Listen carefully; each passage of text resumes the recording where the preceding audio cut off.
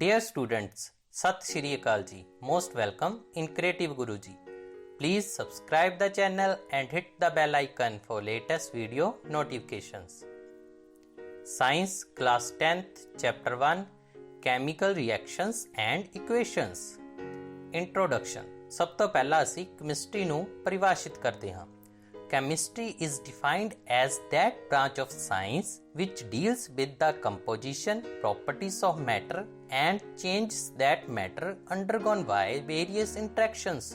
ਰਸਾਇਣਿਕ ਵਿਗਿਆਨ ਦੀ ਉਹ ਸ਼ਾਖਾ ਹੈ ਜੋ ਪਦਾਰਥਾਂ ਦੀ ਬਣਤਰ, ਵਿਸ਼ੇਸ਼ਤਾਵਾਂ ਅਤੇ ਵੱਖੋ ਵੱਖਰੀਆਂ ਕਿਰਿਆਵਾਂ ਨਾਲ ਸੰਬੰਧਿਤ ਹੈ. ਹੁਣ ਅਸੀਂ ਅਧਿਆਇ ਨੂੰ ਸ਼ੁਰੂ ਕਰਦੇ ਹਾਂ. Consider the following situation of daily life and think. ਰੋਜ਼ਾਨਾ ਜ਼ਿੰਦਗੀ ਦੀਆਂ ਹੇਠ ਲਿਖੀਆਂ ਸਥਿਤੀਆਂ ਤੇ ਵਿਚਾਰ ਕਰੋ ਅਤੇ ਸੋਚੋ ਕੀ ਹੁੰਦਾ ਹੈ ਜਦੋਂ ਗਰਮੀ ਦੇ ਸਮੇਂ ਦੁੱਧ ਨੂੰ ਕਮਰੇ ਦੇ ਤਾਪਮਾਨ ਤੇ ਛੱਡ ਦਿੱਤਾ ਜਾਂਦਾ ਹੈ. ਇਸ ਦਾ ਉੱਤਰ ਹੈ ਕਿ ਜਦੋਂ ਗਰਮੀਆਂ ਦੇ ਮੌਸਮ ਵਿੱਚ ਦੁੱਧ ਕਮਰੇ ਦੇ ਤਾਪਮਾਨ ਤੇ ਛੱਡ ਦਿੱਤਾ ਜਾਂਦਾ ਹੈ ਤਾਂ ਆਕਸੀਕਰਨ ਦੀ ਪ੍ਰਤੀਕਿਰਿਆ ਹੁੰਦੀ ਹੈ ਅਤੇ ਸੂਖਮ ਜੀਵਾਂ ਦਾ ਵਾਧਾ ਹੁੰਦਾ ਹੈ, ਜਿਸ ਕਾਰਨ ਇਹ ਖੱਟਾ ਹੋ ਜਾਂਦਾ ਹੈ. ਨਾਲ ਹੀ ਇਹ ਫੁੱਟਣਾ ਸ਼ੁਰੂ ਕਰਦਾ ਹੈ ਅਤੇ ਭਾਂਡੇ ਦੇ ਸਿਖਰ ਤੇ ਆਸਾਨੀ ਨਾਲ ਦਿਖਾਈ ਦਿੰਦਾ ਹੈ. ਅਸਲ ਵਿੱਚ ਦੁੱਧ ਪੀਣ ਦੇ ਵਿੱਚ ਕਿਸੇ ਕੰਮ ਦਾ ਨਹੀਂ ਬਚਦਾ. ਤੁਸੀਂ ਇਸ ਦੀ ਵਰਤੋਂ ਵਾਲਾਂ ਤੇ ਲਗਾਉਣ ਲਈ ਕਰ ਸਕਦੇ ਹੋ. ਜੇ ਅੱਗੇ ਗੱਲ ਕਰੀਏ ਉਦੋਂ ਕੀ ਹੁੰਦਾ ਹੈ ਜਦੋਂ ਇੱਕ ਲੋਹੇ ਦਾ ਤਵਾ ਨਮੀ ਵਾਲੇ ਵਾਤਾਵਰਣ ਦੇ ਸੰਪਰਕ ਵਿੱਚ ਰਹੇ. ਜਦੋਂ ਲੋਹੇ ਦੀਆਂ ਚੀਜ਼ਾਂ ਜਿਵੇਂ ਤਵਾ ਨਮੀ ਵਾਲੇ ਮਾਹੌਲ ਦੇ ਸੰਪਰਕ ਵਿੱਚ ਰਹੇ, ਤੁਸੀਂ ਉਹਨਾਂ ਤੇ ਲਾਲ ਭੂਰੇ ਰੰਗ ਦੀ ਪਰਤ ਜੰਮੀ ਹੋਈ ਵੇਖ ਸਕਦੇ ਹੋ. ਇਹਨਾਂ ਸਾਰੀਆਂ ਸਥਿਤੀਆਂ ਵਿੱਚ ਪਦਾਰਥ ਦੇ ਸੁਭਾਅ ਵਿੱਚ ਕੁਝ ਬਦਲਾਅ ਆਉਂਦਾ ਦਿਖ ਰਿਹਾ ਹੈ.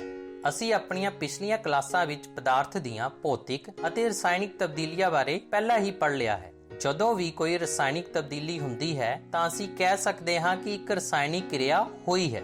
ਇੱਕ ਰਸਾਇਣਿਕ ਤਬਦੀਲੀ ਜਾਂ ਰਸਾਇਣਿਕ ਕਿਰਿਆ ਨੂੰ ਇੱਕ ਰਸਾਇਣਿਕ ਸਮੀਕਰਨ ਦੁਆਰਾ ਦਰਸਾਇਆ ਜਾਂਦਾ ਹੈ. ਸਭ ਤੋਂ ਪਹਿਲਾਂ ਤਾਂ ਇਹ ਜਾਣਦੇ ਹਾਂ ਕਿਹੜੀਆਂ ਸਥਿਤੀਆਂ ਨਿਰਧਾਰਿਤ ਕਰਦੀਆਂ ਹਨ ਕਿ ਇੱਕ ਰਸਾਇਣਿਕ ਪ੍ਰਤੀਕਿਰਿਆ ਹੋਈ ਹੈ. Any of the following observations help us to determine whether a chemical reaction has taken place. ਹੇਠ ਲਿਖਿਆਂ ਵਿੱਚੋਂ ਕੋਈ ਵੀ ਨਿਰੀਖਣ ਇਹ ਨਿਰਧਾਰਿਤ ਕਰਨ ਵਿੱਚ ਸਾਡੀ ਸਹਾਇਤਾ ਕਰਦਾ ਹੈ ਕਿ ਕੋਈ ਰਸਾਇਣਿਕ ਕਿਰਿਆ ਹੋਈ ਹੈ. First one, change in state. ਅਵਸਥਾ ਵਿੱਚ ਪਰਿਵਰਤਨ. ਜਿਸ ਤਰ੍ਹਾਂ ਤੁਸੀਂ ਐਨੀਮੇਸ਼ਨ ਵਿੱਚ ਤਰਲ ਅਵਸਥਾ ਤੋਂ ਗੈਸ ਅਵਸਥਾ ਵਿੱਚ ਪਰਿਵਰਤਨ ਦੇਖ ਰਹੇ ਹੋ. ਆਓ ਇਸ ਨੂੰ ਸਮਝਣ ਲਈ ਇੱਕ ਉਦਾਹਰਨ ਕਰਦੇ ਹਾਂ. Change of state. Some chemical reactions are characterized by its change in state, that is solid, liquid or gas. Two volumes of hydrogen gas react with one volume of oxygen gas to form water. 2H2 plus O2 gives 2H2O. Or when electric current is passed through water, it split into its element. 2H2O on electric current gives 2H2 plus O2. ਜਿਸ ਤਰ੍ਹਾਂ ਤੁਸੀਂ ਦੇਖ ਰਹੇ ਹੋ, ਜਦੋਂ hydrogen gas oxygen gas ਨਾਲ ਕਿਰਿਆ ਕਰਦੀ ਹੈ ਤਾਂ ਪਾਣੀ ਬਣਦਾ ਹੈ. ਗੈਸ ਤੋਂ ਤਰਲ ਅਵਸਥਾ ਵਿੱਚ ਪਰਿਵਰਤਨ ਹੋ ਰਿਹਾ ਹੈ ਅਤੇ ਜਦੋਂ ਪਾਣੀ ਵਿੱਚੋਂ ਇਲੈਕਟ੍ਰਿਕ ਕਰੰਟ ਲੰਘਾਇਆ ਜਾਂਦਾ ਹੈ ਤਾਂ ਪਾਣੀ ਹਾਈਡਰੋਜਨ ਅਤੇ ਆਕਸੀਜਨ ਗੈਸ ਵਿੱਚੋਂ ਟੁੱਟ ਜਾਂਦਾ ਹੈ. ਤਰਲ ਤੋਂ ਗੈਸ ਅਵਸਥਾ ਵਿੱਚ ਪਰਿਵਰਤਨ ਹੋ ਰਿਹਾ ਹੈ. ਇਸ ਐਗਜ਼ਾਮਪਲ ਤੋਂ ਸਾਨੂੰ ਅਵਸਥਾ ਵਿੱਚ ਪਰਿਵਰਤਨ ਹੁੰਦਾ ਕਲੀਅਰਲੀ ਦਿਖ ਰਿਹਾ ਹੈ. ਸੈਕੰਡ ਵਨ, ਚੇਂਜ ਇਨ ਕਲਰ. ਰੰਗ ਵਿੱਚ ਪਰਿਵਰਤਨ. ਜਿਸ ਤਰ੍ਹਾਂ ਤੁਸੀਂ ਐਨੀਮੇਸ਼ਨ ਵਿੱਚ ਦੋ ਲਿਕੁਇਡਸ ਦੇ ਮਿਲਣ ਨਾਲ ਰੰਗ ਵਿੱਚ ਪਰਿਵਰਤਨ ਹੁੰਦਾ ਦੇਖ ਰਹੇ ਹੋ. ਆਓ ਇਸ ਨੂੰ ਸਮਝਣ ਲਈ ਇੱਕ ਉਦਾਹਰਨ ਕਰਦੇ ਹਾਂ.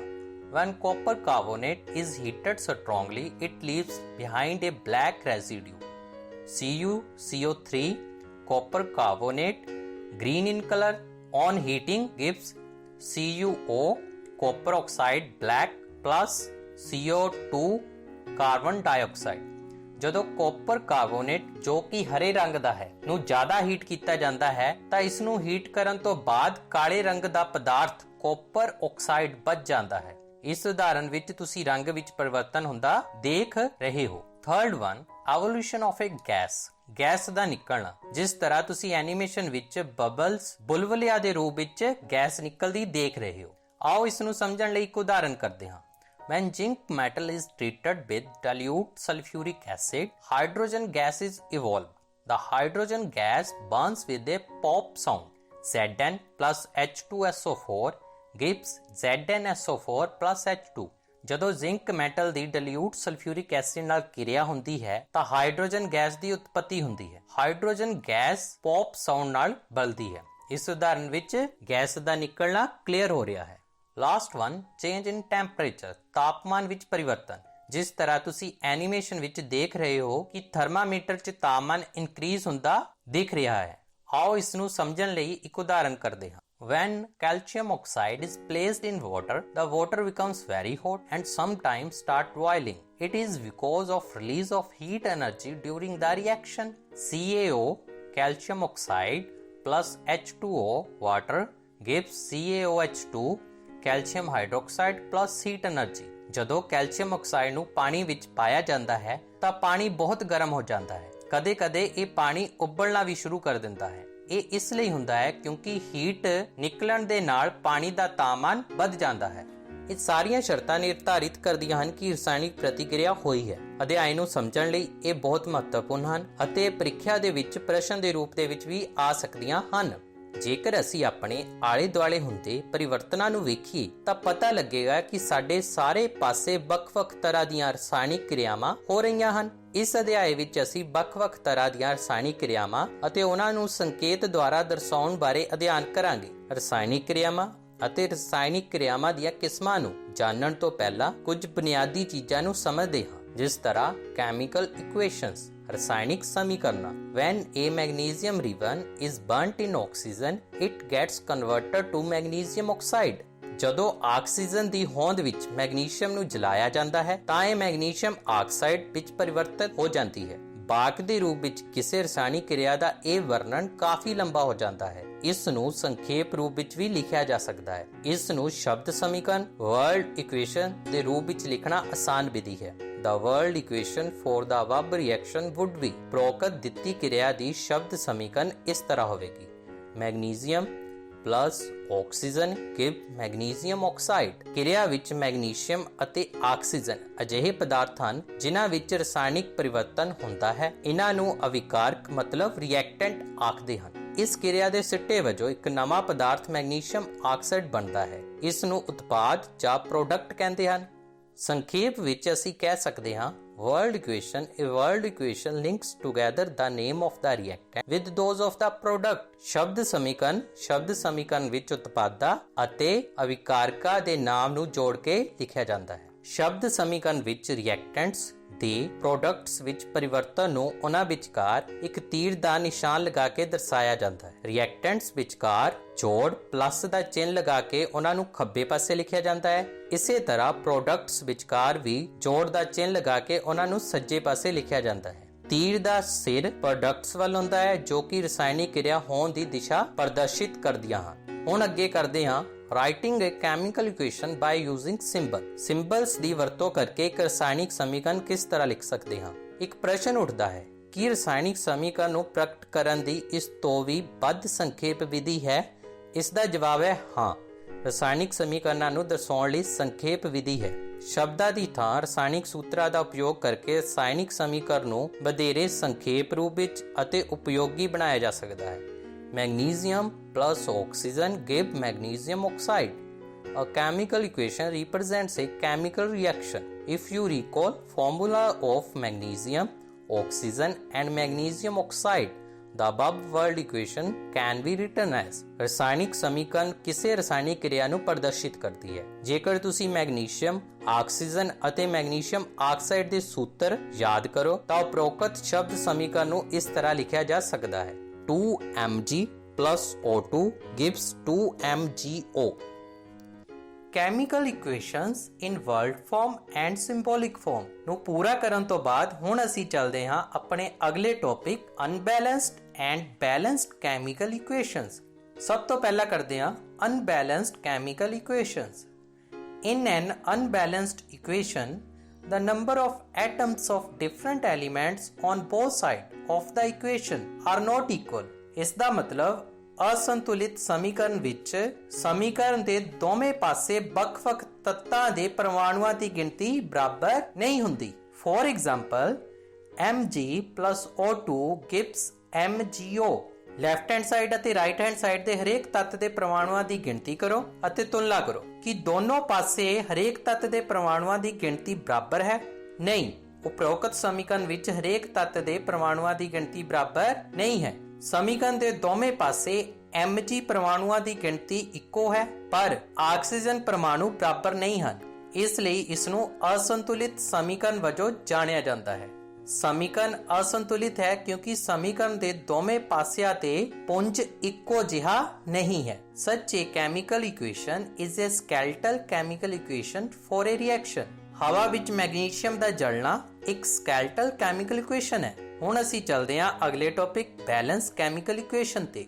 From the law of conservation of mass can neither be created nor destroyed in a chemical reaction. Law of conservation of mass के अनुसार रसायनिक प्रतिक्रिया विच पुंज नूं बनाया भी नहीं जा सकता अते खत्म भी नहीं किया जा सकता। मतलब प्रोडक्ट दे जिन्ने तत्त हन उन्हां दा कुल पुंज रिएक्टेंट दे विच मौजूद तत्तां दे कुल पुंज दे बराबर होना चाहिए है। ठीक है। In other words the number of atoms of each elements remains the same before and after a chemical reaction. दूजे शब्दां विच गल करिए प्रतिक्रिया तो पहला अते बाद विच हरेक तत्त दे परमाणुओं की गिनती इक्को जही रहिंदी है। Importance of a balanced chemical equations. The balancing of a chemical equation is essential or necessary to fulfill the requirement of law of conservation of mass. किसी भी chemical equation ਨੂੰ बैलेंस करना law of conservation of mass the condition ਨੂੰ पूरा ਕਰਨ ਲਈ ਜ਼ਰੂਰੀ ਹੈ। इस विचार वटांदरे के आधार ते असी कह सकते हाँ in a balanced equation the number of different elements on both sides of the equation are always equal। संतुलित समीकरण विच समीकरण दे दोवें पासियां ते ਵੱਖੋ ਵੱਖਰੇ तत्तां दी गिनती हमेशा बराबर हुंदी है। ऑक्सीजन की मौजूदगी विच मैग्नीशियम जलन की संतुलित समीकरण नूं इस तरह लिख सकते हाँ 2mg plus O2 gives 2mgO। दूजे शब्दां विच असी ये भी कह सकते हाँ balancing A chemical equation may be defined as the process of making the number of different types of elements on both sides of the equations equal। किसी रसायनिक समीकरण का संतुलन समीकरण के दोवें पासे ਵੱਖ-ਵੱਖ किस्मां दे तत्तां दी गिनती नूं बराबर बनाउण दी प्रक्रिया है। आओ हुण असीं रसायनिक समीकरण नूं संतुलन करन बारे सिੱਖੀਏ। Suppose the world equation for a reaction may be represented as। मान लो कि प्रतिक्रिया लई शब्द समीकरण नूं इस तरह दर्शाया जा सकता है zinc plus sulphuric acid gives zinc sulphate plus. उपरोक्त शब्द समीकरण नूं हेठा दिते रसायनिक समीकरण द्वारा दर्शाया जा सकता है Zn plus H2SO4 gives ZnSO4 plus H2। इस दे लई एक टेबल बना लेना है जिस दे 3 कॉलम होणगे। फर्स्ट कॉलम दे विच एलीमेंट, सैकेंड दे विच number of atom in reactants, third दे विच number of atom in product. सब तो पहला Zn एटम लेना है। Zn दे रिएक्टेंट्स दे विच किन्ने नंबर ऑफ एटम आन 1। Zn दे प्रोडक्ट दे विच किन्ने नंबर ऑफ एटम आन 1। अगला एलीमेंट H हाइड्रोजन दे नंबर ऑफ एटम रिएक्टेंट्स दे विच 2 ते हाइड्रोजन दे नंबर ऑफ एटम प्रोडक्ट्स दे विच भी 2। अगला एलीमेंट S दे number of atom in reactants दे विच 1 ते S दे नंबर ऑफ एटम प्रोडक्ट्स दे विच भी 1। आखिरी एलीमेंट O दे नंबर ऑफ एटम रिएक्टेंट्स दे विच 4, O दे नंबर ऑफ एटम प्रोडक्ट्स दे विच भी 4। As the number of atoms of each element is the same on both sides of the arrow, equation is a balanced chemical equation। ਉੱਪਰ ਦਿੱਤੇ table ਨੂੰ ਦੇਖ ਕੇ ਅਸੀਂ ਕਹਿ ਸਕਦੇ ਹਾਂ ਸਮੀਕਰਨ ਦੇ ਦੋਵੇਂ ਪਾਸਿਆਂ ਤੇ ਹਰੇਕ ਤੱਤ ਦੇ ਪਰਮਾਣੂਆਂ ਦੀ ਗਿਣਤੀ ਇੱਕੋ ਹੈ, ਮਤਲਬ ਸੇਮ ਹੈ। ਇਸ ਲਈ ਇਹ ਇੱਕ ਸੰਤੁਲਿਤ ਰਸਾਇਣਿਕ ਸਮੀਕਰਨ ਹੈ। ਰਸਾਇਣਿਕ ਸਮੀਕਰਨ ਨੂੰ ਸੰਤੁਲਿਤ ਕਰਨ ਲਈ 7 ਸਟੈਪ ਹੁੰਦੇ ਹਨ। आओ हुण एक एक करके 7 स्टैप्स दे नाल हेठा दित्ती रसायनिक समीकरण नूं संतुलित करन दी कोशिश करते हैं। Balance chemical equation Fe plus H2O gives Fe3O4 plus H2। Step 1 रसायनिक समीकरण नूं संतुलित करन लई सब तो पहला हर एक सूत्र दे आले दुआले एक बाक्स बनाओ। समीकरण नूं संतुलित करते समय बाक्स दे अंदर कोई भी परिवर्तन ना करो। जिस तरह सानू इस इक्वेशन दे विच दिखाई दे रहा है उसी तरह असी बॉक्स बना लेने हैं।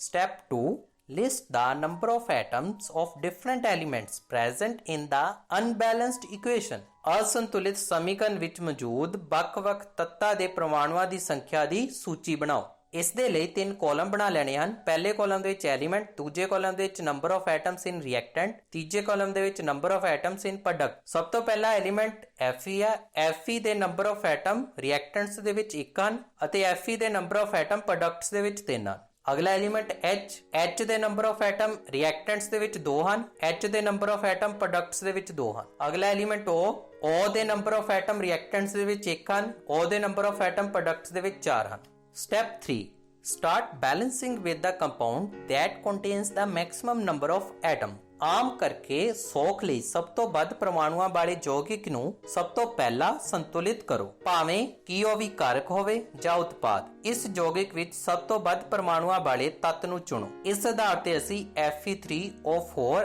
ਅਤੇ ਉਸ ਦੇ ਤੱਤ ਆਕਸੀਜਨ ਨੂੰ ਚੁਣਦੇ ਹਾਂ। ਟੂ ਬੈਲੈਂਸ ਦਾ ਆਕਸੀਜਨ ਐਟਮ ਨੂੰ ਬੈਲੈਂਸ ਕਰਨ ਦੇ ਲਈ 3 ਕਾਲਮ ਬਣਾ ਲੈਣੇ ਹਨ। ਪਹਿਲੇ ਕਾਲਮ ਦੇ ਵਿੱਚ ਨੰਬਰ ਆਫ ਆਕਸੀਜਨ ਐਟਮ ਲਿਖ ਲੈਣਾ ਹੈ, ਦੂਜੇ ਕਾਲਮ ਦੇ ਵਿੱਚ number of oxygen atom in reactant ਲਿਖਣੇ ਆ, ਤੀਜੇ ਕਾਲਮ ਦੇ ਵਿੱਚ number of oxygen atom in product ਲਿਖਣੇ ਆ।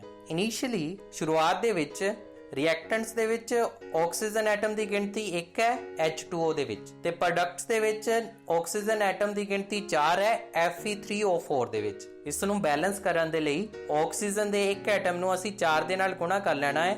1 ਨੂੰ 4 ਨਾਲ ਮਲਟੀਪਲਾਈ ਕਰਨ ਤੇ 4 ਆ ਜਾਵੇਗਾ ਤੇ ਰਿਐਕਟੈਂਟਸ ਦੇ ਵਿੱਚ 4 ਆਕਸੀਜਨ ਦੇ ਐਟਮ ਹੋ ਜਾਣਗੇ। ਇਸੇ ਤਰ੍ਹਾਂ ਪ੍ਰੋਡਕਟਸ ਦੇ ਵਿੱਚ ਵੀ 4 ਆਕਸੀਜਨ ਦੇ ਐਟਮ ਪਹਿਲਾਂ ਤੋਂ ਹੀ ਮੌਜੂਦ ਹੈ ਤੇ ਇਹ ਕੀ ਹੋ ਜਾਊਗਾ, ਬੈਲੈਂਸ ਹੋ ਜਾਊਗਾ। ਇਹ ਯਾਦ ਰੱਖਣਾ ਜ਼ਰੂਰੀ ਹੈ ਕਿ ਪਰਮਾਣੂਆਂ ਦੀ ਸੰਖਿਆ ਪੂਰੀ ਕਰਨ ਲਈ ਅਸੀਂ ਰਸਾਇਣਿਕ ਕਿਰਿਆ ਵਿੱਚ ਸ਼ਾਮਲ ਤੱਤਾਂ ਅਤੇ ਯੌਗਿਕਾਂ ਦੇ ਸੂਤਰਾਂ ਨੂੰ ਨਹੀਂ ਬਦਲ ਸਕਦੇ। For example, to balance oxygen atom, we can put coefficient 4 as 4H2O and not H2O4 or H2O in bracket 4। ਉਦਾਹਰਨ ਵਜੋਂ ਆਕਸੀਜਨ ਦੇ ਪਰਮਾਣੂਆਂ ਦੀ ਸੰਖਿਆ ਪੂਰੀ ਕਰਨ ਲਈ ਅਸੀਂ 4 ਗੁਣਾਕ ਲਗਾ ਕੇ 4H2O ਲਿਖ ਸਕਦੇ ਹਾਂ, ਪਰ H2O4 ਜਾਂ H2O ਬ੍ਰੈਕਟ 4 ਨਹੀਂ ਲਿਖ ਸਕਦੇ। ਅੰਸ਼ਕ ਤੌਰ ਤੇ ਸੰਤੁਲਿਤ ਸਮੀਕਰਨ ਹੁਣ ਇਸ ਪ੍ਰਕਾਰ ਹੋਵੇਗੀ। Now the partly balanced equation becomes Fe plus 4H2O gives Fe3O4 plus H2। Step 4, ਹੁਣ ਦੇਖੋ Fe and H atoms are not still balanced। Fe ਅਤੇ H ਪਰਮਾਣੂ ਅਜੇ ਵੀ ਅੰਸ਼ਕ ਤੌਰ ਤੇ ਸੰਤੁਲਿਤ ਸਮੀਕਰਨ ਵਿੱਚ ਸੰਤੁਲਿਤ ਨਹੀਂ ਹਨ। ਇਹਨਾਂ ਵਿੱਚੋਂ ਕਿਸੇ ਇੱਕ ਤੱਤ ਨੂੰ ਚੁਣ ਕੇ ਅੱਗੇ ਵਧਦੇ ਹਾਂ। ਹੁਣ ਅਸੀਂ ਅੰਸ਼ਕ ਤੌਰ ਤੇ ਸੰਤੁਲਿਤ ਸਮੀਕਰਨ ਵਿੱਚ ਹਾਈਡਰੋਜਨ ਪਰਮਾਣੂ ਨੂੰ ਸੰਤੁਲਿਤ ਕਰਦੇ ਹਾਂ। To equalize the number of H atom, make the number of molecules of hydrogen as 4 on the right hand side। Hydrogen ਪਰਮਾਣੂ ਨੂੰ ਬਰਾਬਰ ਕਰਨ ਲਈ ਸੱਜੇ ਪਾਸੇ ਹਾਈਡਰੋਜਨ ਅਣੂ ਦੀ ਸੰਖਿਆ ਨੂੰ 4 ਕਰ ਦਿੰਦੇ ਹਾਂ। ਇਸ ਦੇ ਲਈ ਵੀ ਅਸੀਂ 3 ਕਾਲਮ ਬਣਾ ਲੈਣੇ ਹਨ। ਪਹਿਲੇ ਦੇ ਵਿੱਚ ਐਟਮਸ ਆਫ ਹਾਈਡਰੋਜਨ, ਦੂਜੇ ਦੇ ਵਿੱਚ atoms of hydrogen in reactant, ਤੀਜੇ ਦੇ ਵਿੱਚ atoms of hydrogen in product. Initially ਸ਼ੁਰੂਆਤ ਦੇ ਵਿੱਚ ਰਿਐਕਟੈਂਟਸ ਦੇ ਵਿੱਚ ਹਾਈਡਰੋਜਨ ਪਰਮਾਣੂਆਂ ਦੀ ਸੰਖਿਆ 8 ਹੈ, ਜਦੋਂ ਕਿ ਪ੍ਰੋਡਕਟ ਦੇ ਵਿੱਚ ਹਾਈਡਰੋਜਨ ਦੇ ਪਰਮਾਣੂਆਂ ਦੀ ਸੰਖਿਆ 2 ਹੈ। ਇਸ ਨੂੰ ਬੈਲੈਂਸ ਕਰਨ ਦੇ ਲਈ ਅਸੀਂ ਕੀ ਕਰਨਾ ਹੈ, ਪ੍ਰੋਡਕਟਸ ਦੇ ਜਿੱਥੇ 2 ਹਾਈਡਰੋਜਨ ਦੇ ਪਰਮਾਣੂ ਹਨ ਉਹਨਾਂ 2 ਨੂੰ 4 ਦੇ ਨਾਲ ਗੁਣਾ ਕਰ ਦੇਣੀ ਹੈ। ਇਸ ਦੇ ਨਾਲ ਕੀ ਹੋਵੇਗਾ, ਪ੍ਰੋਡਕਟਸ ਦੇ ਵਿੱਚ ਵੀ ਹਾਈਡਰੋਜਨ ਦੇ ਪਰਮਾਣੂਆਂ ਦੀ ਸੰਖਿਆ 8 ਹੋ ਜਾਵੇਗੀ ਤੇ ਰਿਐਕਟੈਂਟਸ ਦੇ ਵਿੱਚ ਪਰਮਾਣੂਆਂ ਦੀ ਸੰਖਿਆ ਪਹਿਲਾਂ ਤੋਂ ਹੀ 8 ਹੈ। Now the partly balance equation would be Fe plus 4H2O gives Fe3O4 plus 4।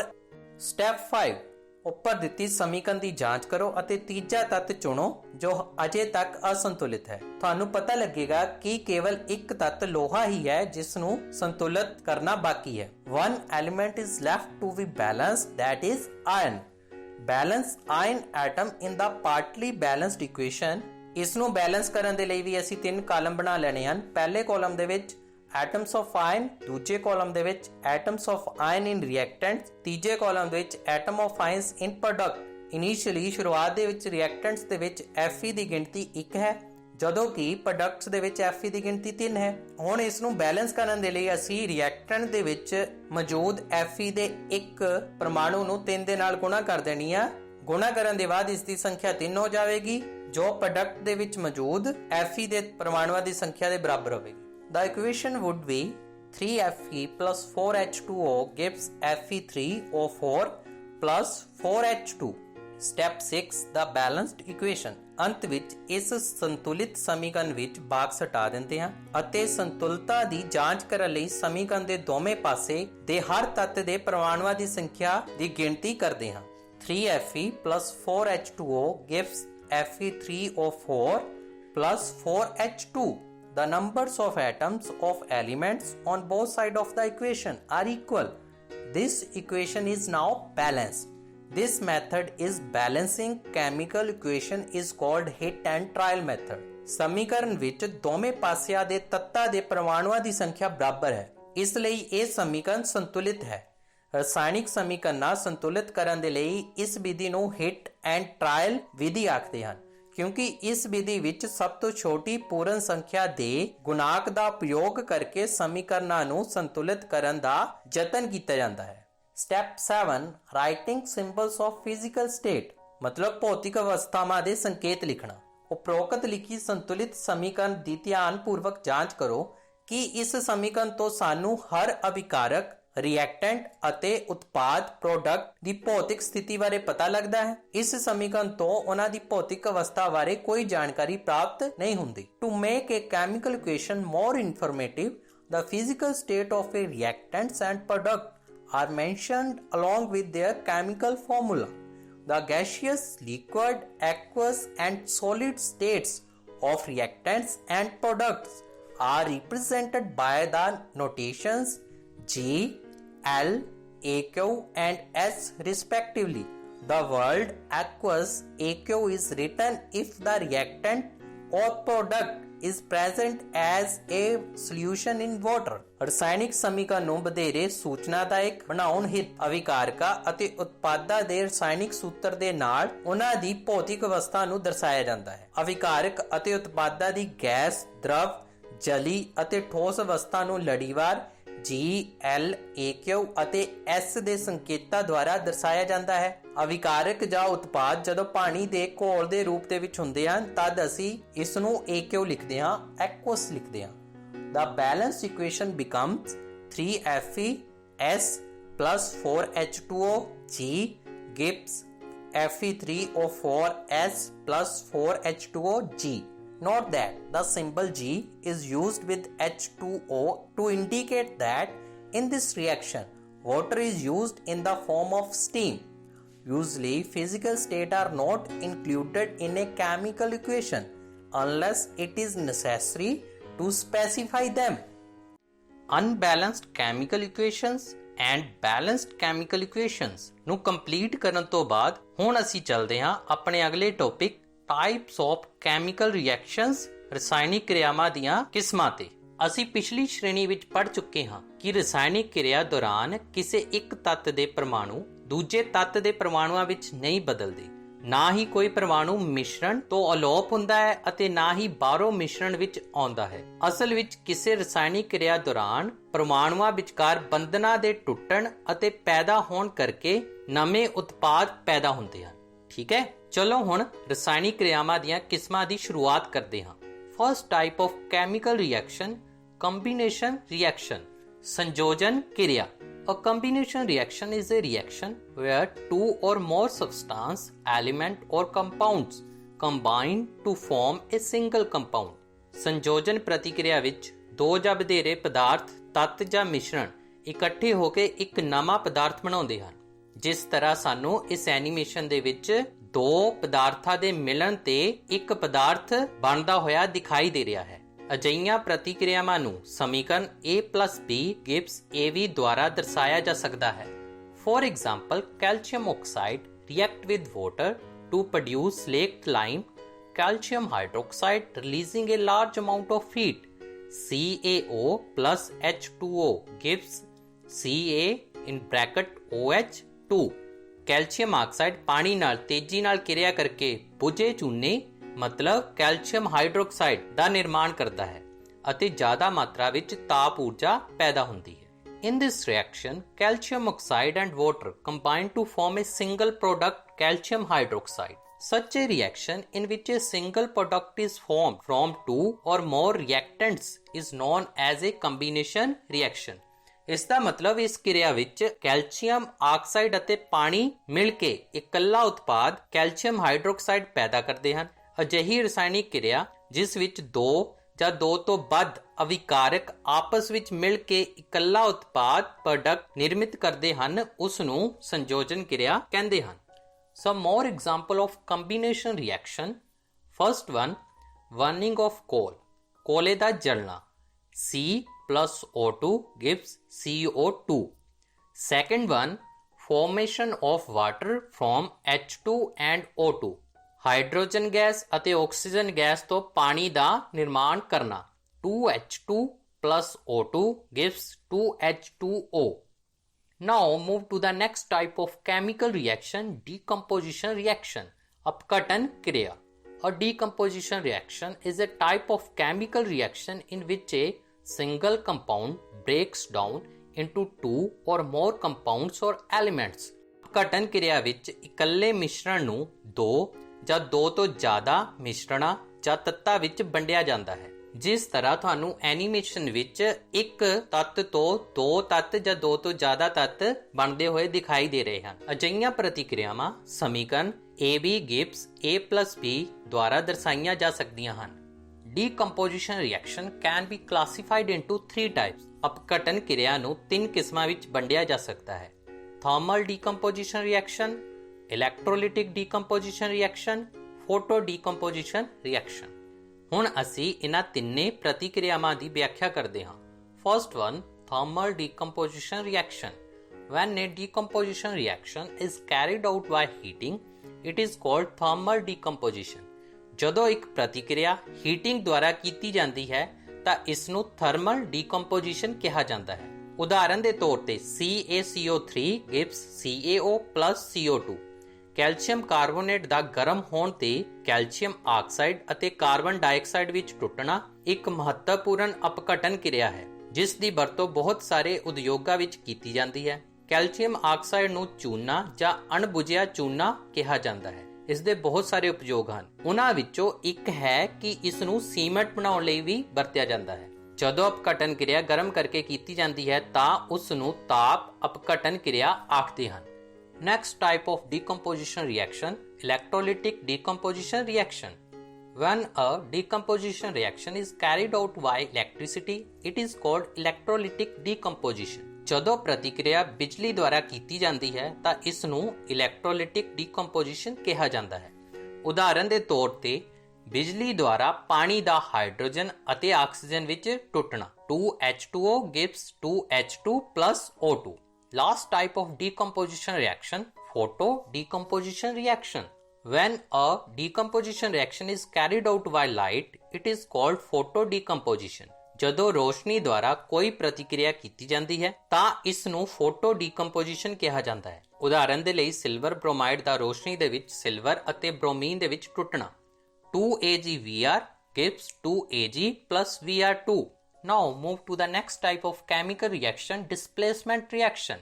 विस्थापन प्रतिक्रिया. It involves displacement of one of the constituent of a compound by another substance and may be regarded as a displacement reaction.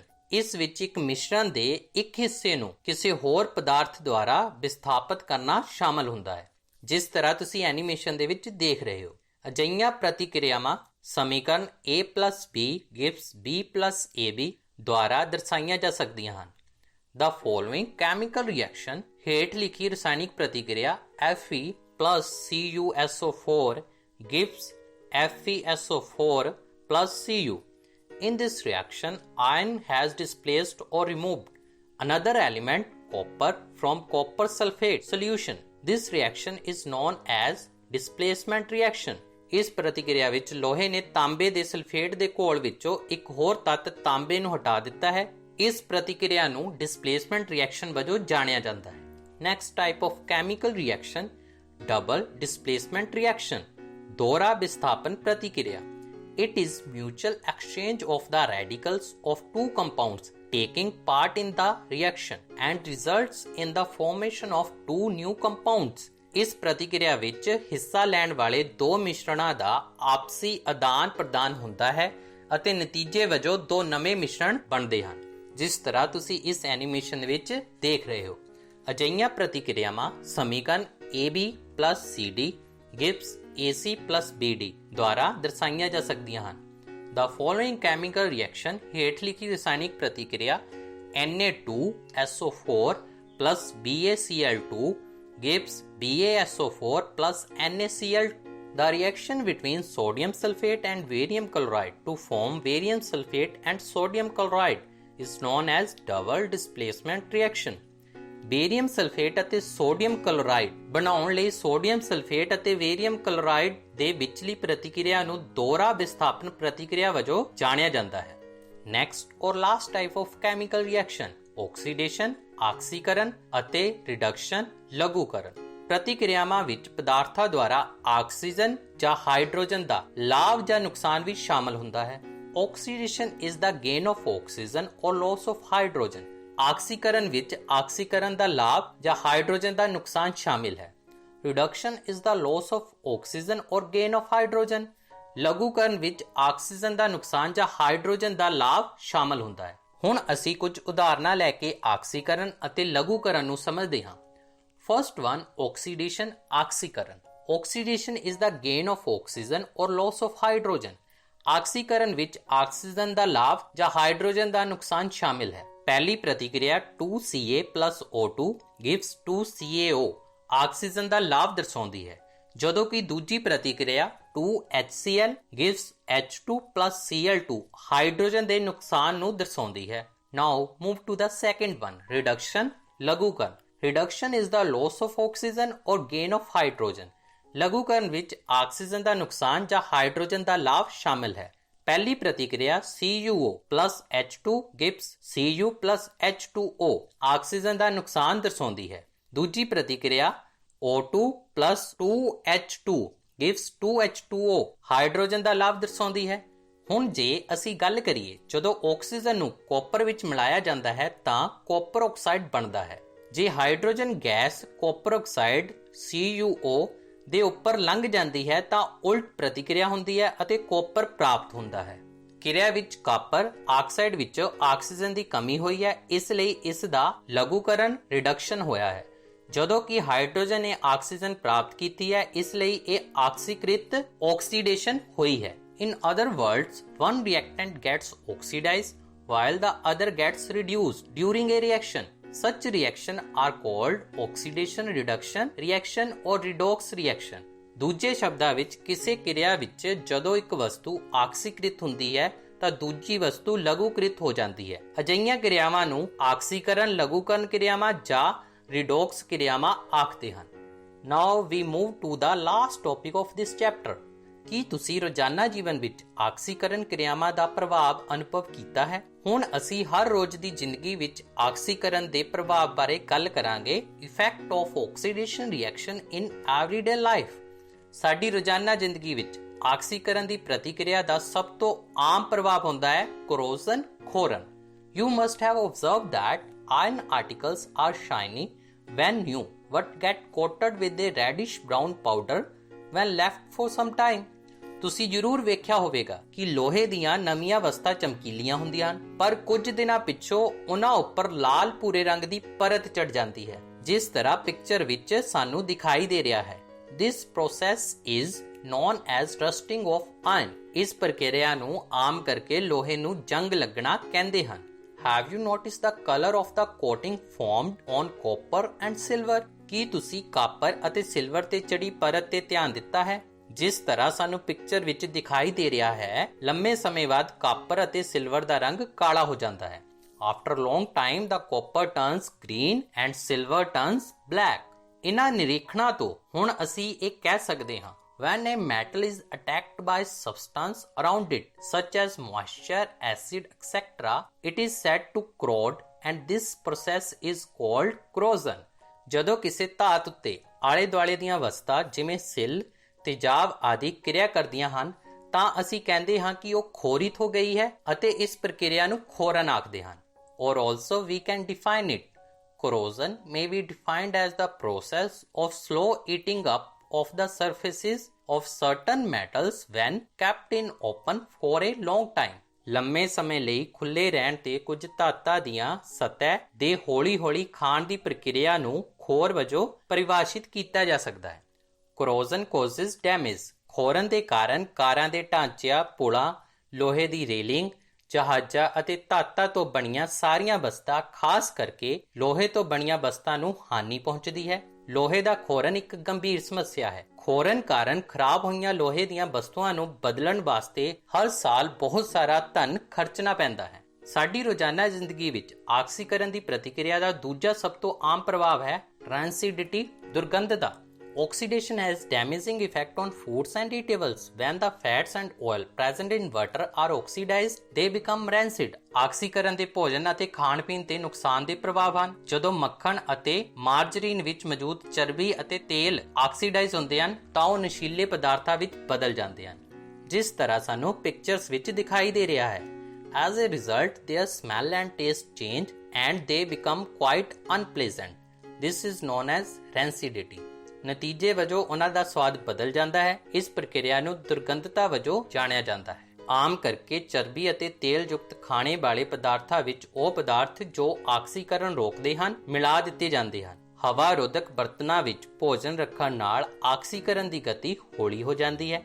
ਕੀ ਤੁਸੀਂ ਜਾਣਦੇ ਹੋ ਕਿ chips ਬਣਾਉਣ ਵਾਲੇ chips ਦੇ ਥੈਲੇ ਲਿਫਾਫੇ ਵਿੱਚੋਂ ਹਵਾ, ਆਕਸੀਜਨ ਕੱਢ ਕੇ ਗੈਸ ਜਿਵੇਂ ਕਿ ਨਾਈਟ੍ਰੋਜਨ ਭਰ ਦਿੰਦੇ ਹਨ ਤਾਂ ਕਿ ਚਿਪਸ ਦਾ ਆਕਸੀਕਰਨ ਨਾ ਹੋ ਸਕੇ। This concludes the chapter. I hope you will understand today's topic in this lecture. Don't forget to hit the like button and share this video. Subscribe to our channel, keep hard work and make parents' name shine.